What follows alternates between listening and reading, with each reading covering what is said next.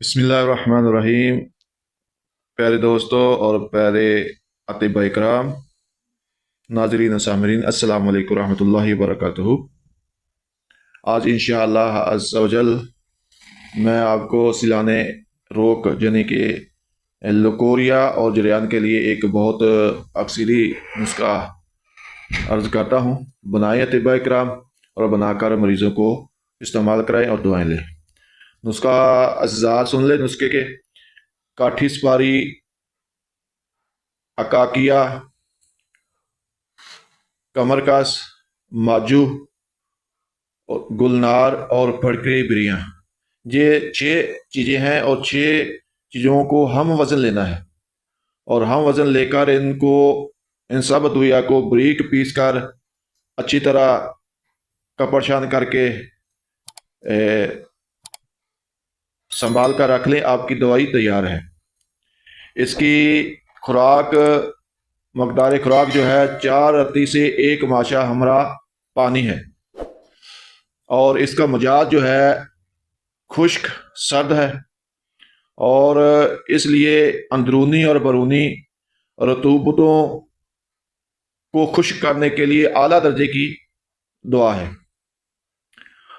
और इससे रतूबती अमराज, जरियान और सिलाने रहम यानी लकोरिया के लिए खुसूसी दुआ है।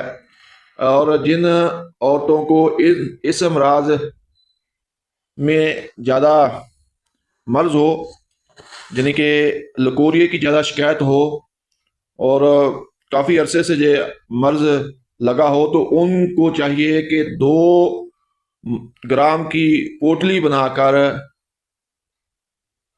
अंदर हम नहानी में रखकर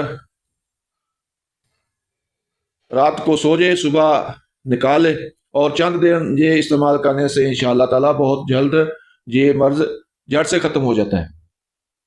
और ऐसी औरतें जो ज़ैफ़ुल उम्र तकरीबन करीब हो, यानी कि बूढ़ी औरतों को भी अगर इस्तेमाल करा दिया जाए तो मिसले बाकर यानी कवारी औरतों की तरह हो जाती है।